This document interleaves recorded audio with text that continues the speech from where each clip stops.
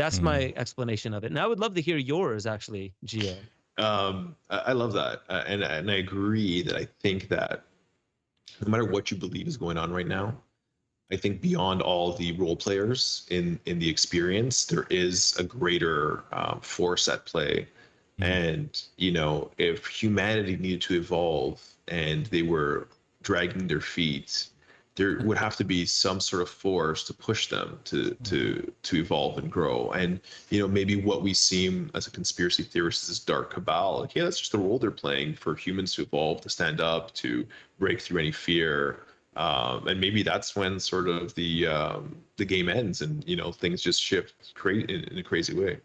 I heard this somewhere. I think it was on another podcast, but it's interesting, the connection is that conspiracy, the Latin root word is from spira, which is to breathe. And way back in the day, apparently, so the story goes, and I haven't verified this, but people would get together to do breath work, and they'd be breathing together, and they would have these mystical experiences where they would connect with what they thought was God or a higher being. And the church didn't like that very much. So they'd have to hide and breathe together in these sort of like hidden places. And the church called it a conspiracy. They were breathing together against the church, and it was not allowed. And they became conspiracy. The whole word conspiracy came from that. So I think that's an interesting story that makes a lot of sense to me. I like to tell it just in breathwork class because it gets people excited about the potential of breathing together. And there is something about breathing in a group versus breathing alone that amplifies the experience. But I think as a rule of thumb, I would just say conspiracy is just sort of any narrative that's away from the accepted mainstream, like something else is going on that is not actually being told or admitted to. So it could be anything, It could be secret. Yeah. It's just something that is different from what we're being told. So someone is telling a story of how things are.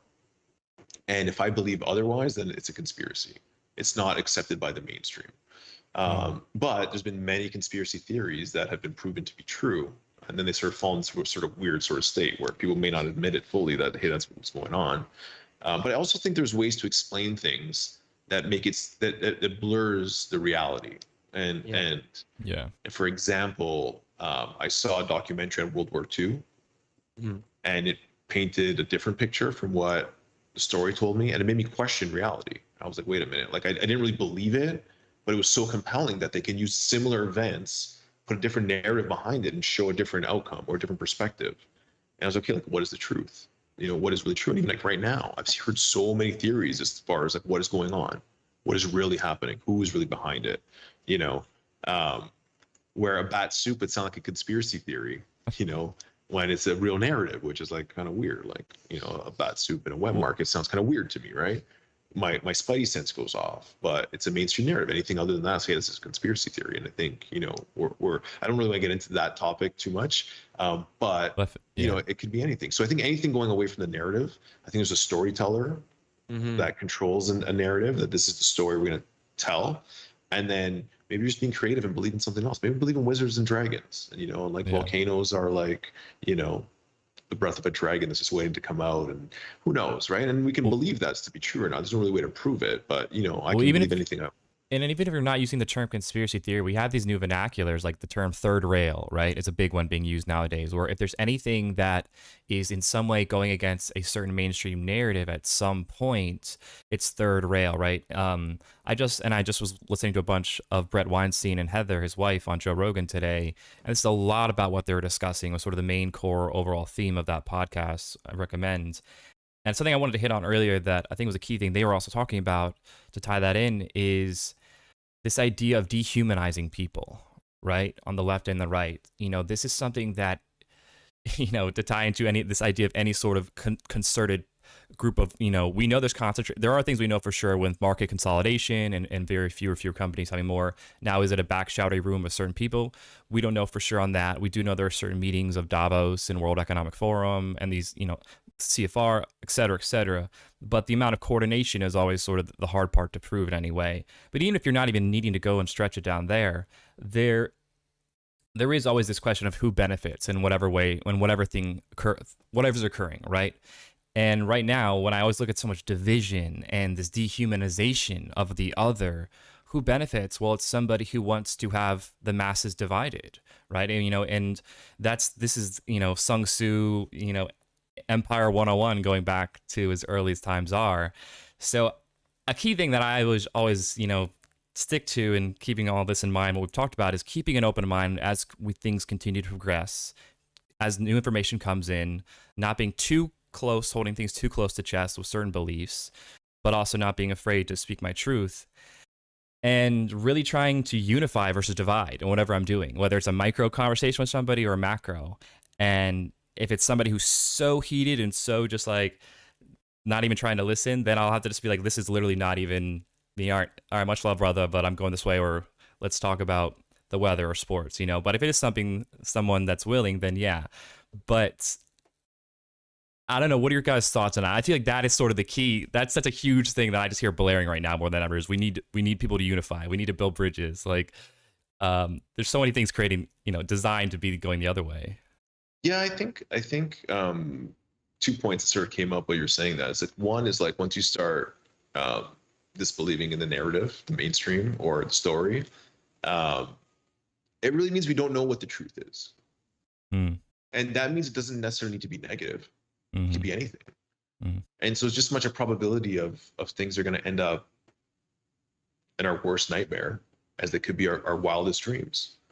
And I think the more collectively we think about, hey, like I was talking about earlier, going from point A to B, in order to get to a utopian society, a humanity that's free of greed and capitalism and waste and killing and murder, like this old system has to completely get destroyed. Like there's no other way.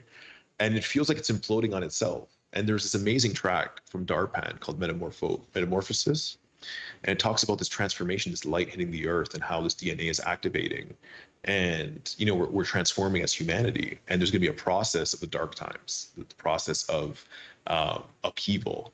And every time it gets this track, I listened to this track of Medicine a few times too, you just feel this, I do not want to go through that, but I know that I have to, I know it's coming. And I was like, maybe this was it. Maybe like 10 years ago, when you see these riots, okay, this is it now. Okay, maybe now this is really it, and maybe it's going to get even worse. And it's just to be present through this whole process, because it's a process that needs to be undertaken. Rebirthing is a magical thing, but before the birth, it's like this process of like, oh my God, am I going to die? Like this pain and uncertainty. And if we're going through that collectively as a humanity, like maybe this is what it feels like. Maybe this is that moment. And when you think about like movies and all the things we've looked at, we talked about like superheroes and comics. Before the amazing ending, what happens? It feels like we're going to lose. It feels like, hey, there's no way we're going to get up from that. There's no way Superman's going to come out of the rubble. There's no way. It gets got to get right to that point where people are like, okay, fuck it. Sorry, I don't know if I can swear on this. I apologize if I can. You're good. But like, it's like, okay, I give up or I surrender, and like, let's see what happens now. Let's move forward. Let's do this. Yeah. So you get past this point, and maybe that's where we are collectively, and more people are waking up. More people are been locked up in their house. Say, hey, like, I can't live like this anymore. I need to change my ways. I need to go and experience, appreciate nature. Or like I've seen way more people go outside of nature in the last year than I have in my whole life. Like we'd go up to like there's a park, Algonquin Park. I've seen cars, lineups, people outside just experiencing nature. If you think that not gonna have an impact on their consciousness, it is. Yeah. And some people are falling the other way, but there's something happening. There for sure something is happening collectively as humanity. Yeah, giving birth is painful. We don't know how it's going to end. That's the interesting part. Yeah. That's also like, to even try and put words around how it's going to end, you have to frame it in a certain way. And we don't know if that framing it causes others to frame it that way. I noticed that when I started, speaking about a lot of topics that are third rail, I still get a lot of emails from people saying like, I get a lot of anxiety watching your news show. And I say like, I can't say that I don't understand, but there's, have you tried to ask why it, like, without joking, like, why do you keep coming back to it? There's something in the friction that's potentially more worth it. And that's not about something that I'm doing. It's something that you're allowing, because you can go somewhere else and maybe that would trigger the same frequency inside you. But that frequency has a form of medicine. And like anyone who's done a plant medicine. I'm not saying plant medicines are the way. I've never actually said that. What I do like is that plant medicines reliably show you something that I think most of humanity needs to see more of more often. And part of that is that moment that you're talking about, Gio, is that surrender, that moment where, okay, I know this is taking all I've got. Yes. Like, I don't want to go, but this is taking all I've got. So rely on the things that have always been there for you. Breathe. Yes. Breathe. Remember, do not, this is, like, I remember many times, there was one time I wanted to break my finger because I was going through something so terrifying. And I was like, Ben, this doesn't need to be harmful. You just need to witness. You don't need to do anything right now. You just need to witness. And I think that's what you're saying too, is because really, when we're saying things are falling apart, what are we talking about? We're talking about the demographic of people who primarily put their emotions out online for many different reasons in many different ways, but that's not an accurate ratio mirror image of what the world is. Yeah. So most of us come to the conclusion that things are falling apart because of the way it's filtered through technology and the people who are most vocal. And there's something about that where I feel like we are getting to a point in humanity where back in the day, you have these stories where one person in an entire village sets off on an epic journey, like Frodo. He's the one person in the entire world that has to go on this epic journey. Oh, but friends are going to go with him. Okay, so like, what was it, 12? Or Fellowship? It's like, 7, something like that. Yeah. 9. We're going to get grilled by some people. Totally. You Bring don't know it. you're Tolkien. So you don't know what you're talking about. But anyway, like, we don't know, and we don't have a frame of reference in civilization today for when 1 out of every 3 people are a Frodo going on an epic journey. And I feel like that's what a lot, like the awakening, everyone's like, oh, the awakening is going to be so glorious. Like, I can't wait for it. Like, no, it's happening. This is part of it happening. I'll even say every one person is a Frodo. Every single person is a Frodo. It's when they have the courage to take that journey, to walk out that door and say, okay, like, I'm gonna step. That's why we're here. Out. That's why we're here. You're not gonna step out. That's why we're here. And you always have the opportunity to like be the star in your own movie, and whatever that means to you, whether it's changing your life and going to the other side of the world, whether it's standing up for what you believe in, whatever it is. But moving past that discomfort, that fear, where in your mind, like, hey, like something's out of alignment here. I just need to have the courage to do something different. And, Terence McKenna thinks that like nature rewards courage. And every time I've remembered that in a scary situation and sort of leaned into it, it's always worked out. It's always shown me something. I've learned something. I've had a breakthrough. And I think that's what life is. Everyone has their own sort of door to step through, something that's unique to them, that's challenging in its own way. And the whole purpose is for you to sort of get that opportunity and take that chance. And some people may go their whole lives never doing it. And they probably sort of get reinserted in the game somewhere, maybe a different time zone, but they get that same opportunity that something's going to just present a challenge for them. Yeah. And if you look back through history, like the world's always been crazy. We do idolize, like, oh, remember Atlantis? It was great. And it's just like, I remember reading about it just like you do.